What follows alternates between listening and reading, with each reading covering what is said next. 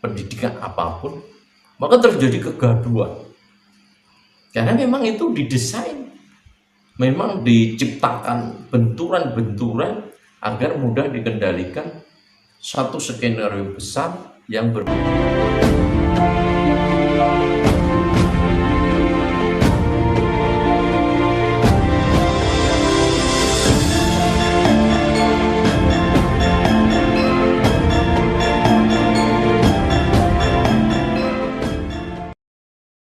Hal-hal yang disembunyikan.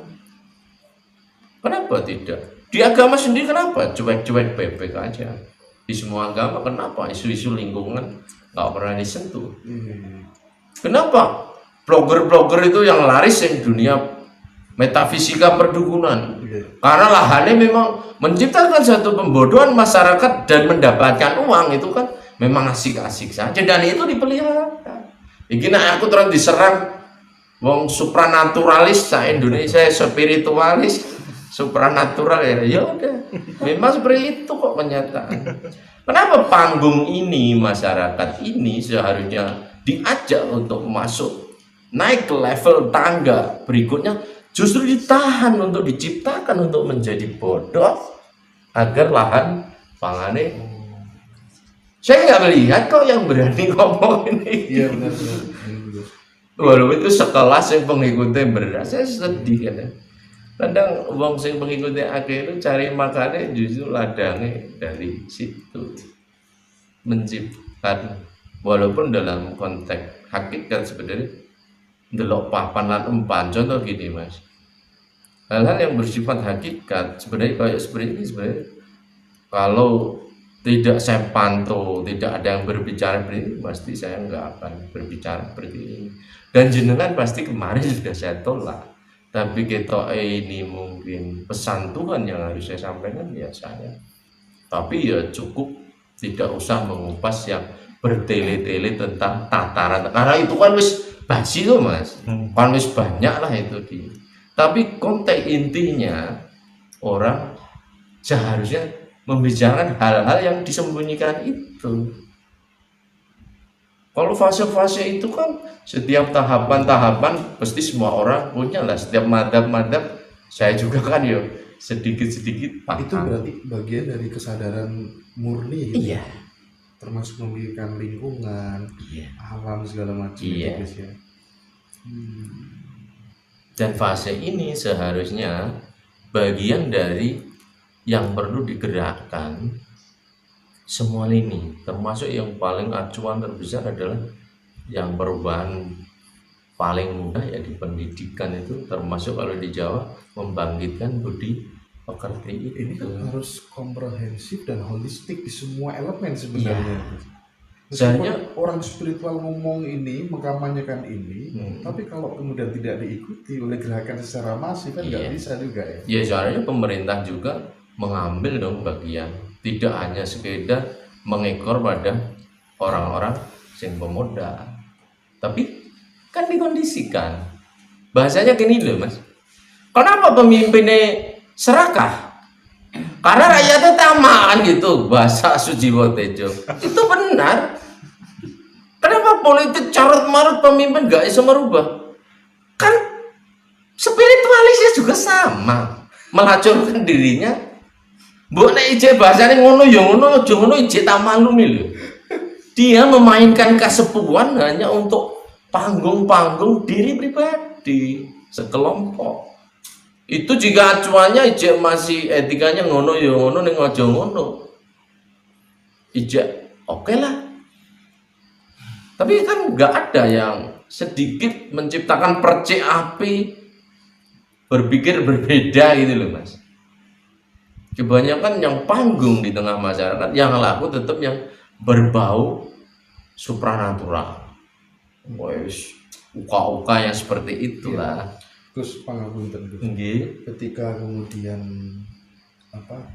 dalam menjalani sebuah kehidupan seseorang terdapat berbagai macam problematika, larinya pasti ke orang-orang yang dianggap sepuh, yang terkadang belum tentu memancarkan sebuah energi ketulusan di dalam dirinya, masih apatis, berpikir kelompok dan lain sebagainya.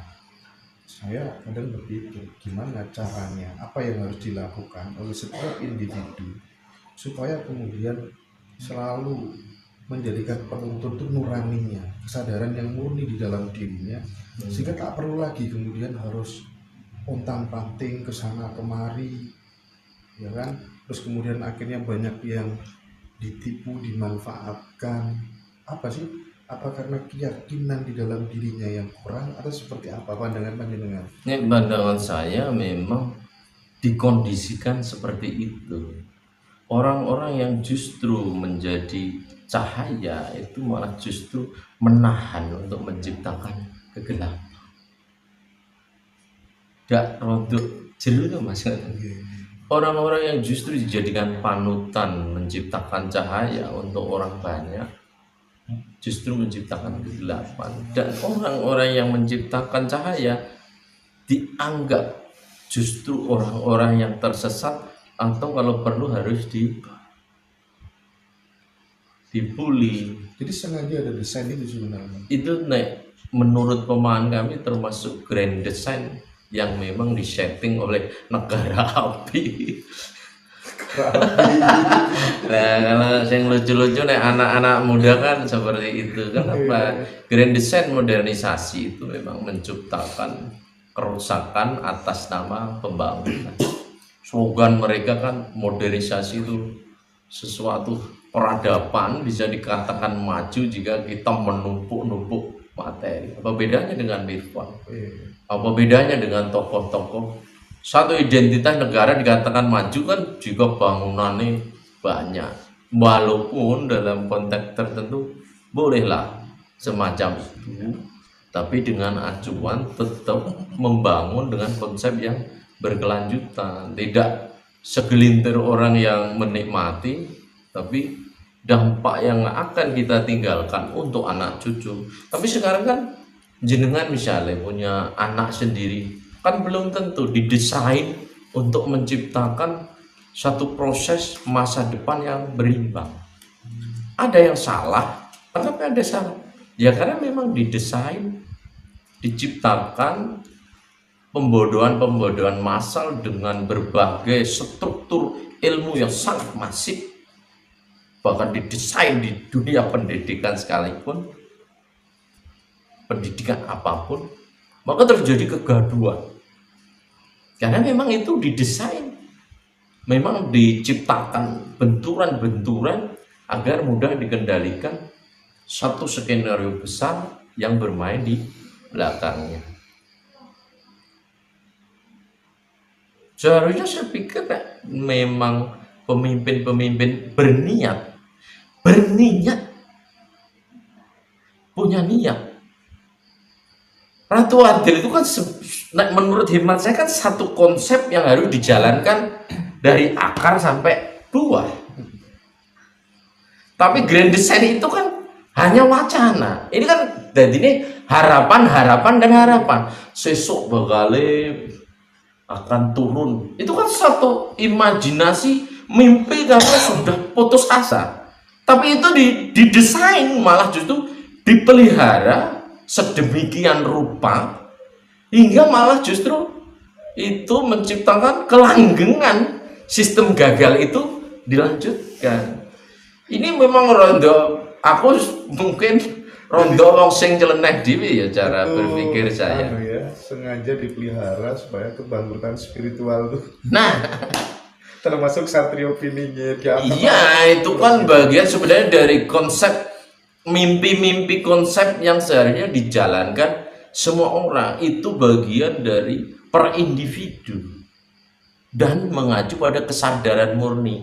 Kesadaran murni kan berarti gak usah kandan-kandan mas, itu menjadi satu kebudayaan bersama. Misalnya contoh membuang sampah pada tempatnya, itu udah hal yang paling sederhana, tapi sekarang yang terlihat apa? Membuang sampah gak duit dosa mas, sholatnya kenceng misalnya, dia mengatasnamakan, wah tidak punya malu itu buang sampah sembarangan, nong kalenan di kali sampai di laut, ya Allah itu berapa ton tiap hari.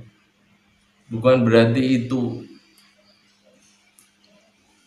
sangat salah. Memang era modern pasti menciptakan satu hukum dampak timbal balik, tapi setidaknya masyarakat sendiri kan punya kesadaran. Tapi kenapa isu-isu seperti itu tidak dijadikan dorongan yang lebih hebat, tidak menarik dan tidak menguntungkan sebagai pilot projectnya wong pinter-pinter? Kenapa sih?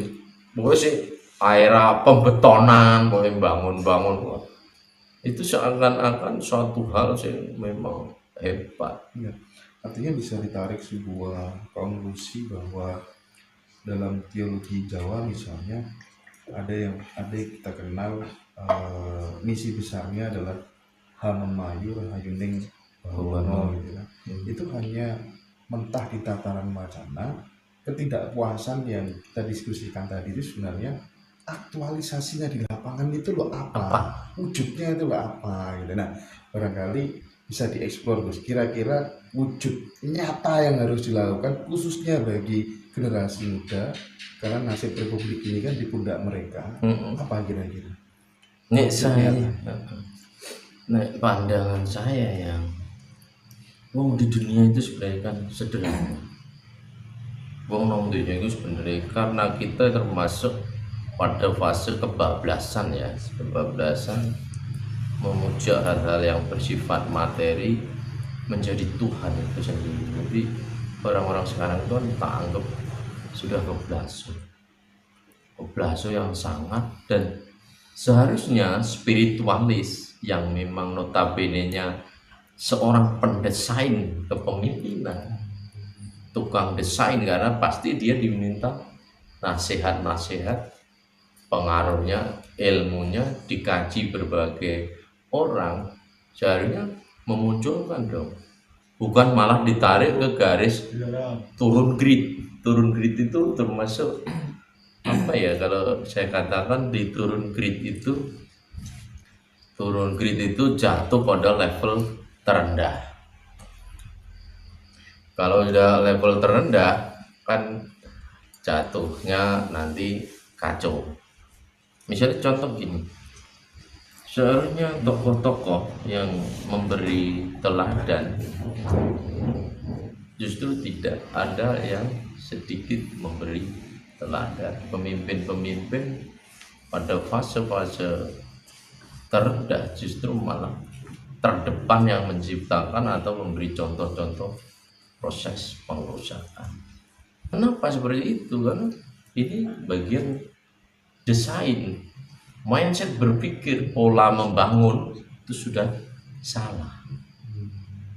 Kenapa sih membangun yang ramah lingkungan? Kenapa sih membangun yang tidak harus menghancurkan? Kenapa sih membangun yang tidak harus terlalu sangat, menurut bahasa mereka, maju sekali tapi meninggalkan jejak-jejak yang sangat justru menciptakan keruwetan zaman, kerusakan zaman? Apakah ini bagian dari apatisme yang memang dipelihara, atau orang memang nggak peduli itu karena yang penting untung lah saya? Baik itu di semua lini pemikiran, masuk akademisi, pengusahanya, medianya, spiritualisnya. Enggak, masalahnya kan kita sebenarnya butuh pemimpin yang kemudian bisa menggerakkan mulai dari akar sampai atas kembali kepada sebuah kesadaran murni itu. Nah, kenapa kita begitu sulit menemukan seorang leader yang seperti itu? Apakah karena setiap pemimpin diproduksi melalui parpol yang kemudian mengedepankan pragmatisme kelompoknya saja, atau bagaimana? Itu bagian yang terbesar, yang termasuk pengaruh besar, karena memang apapun terkendali pada parpol, kebijakan parpol. Kembali lagi pada konteks bahwa kenapa pemimpin rakus? Karena rakyatnya sendiri tamak. Dan itu bagian dari desain yang sudah ditanamkan. Itu memasuki semua lini, bahkan yang memakai bendera atas nama Tuhan sekalipun. Contoh misalnya gedung-gedung keagamaan besar-besar tapi gersang. Kenapa itu hal-hal yang bersifat universal tidak diangkat? Padahal di agama sendiri mengatakan, di agamanya masing-masing mengatakan kebersihan sebagian dari iman. Mari menuju rahmatan lil alamin. Tapi yang ada itu justru menciptakan pecahan-pecahan yang terjadi gesekan-gesekan. Padahal kalau mengacu pada kesadaran murni, kita sudah keluar dari tema aliran, tema mata. Kita harus gak berkutat pada konteks perang bahasa.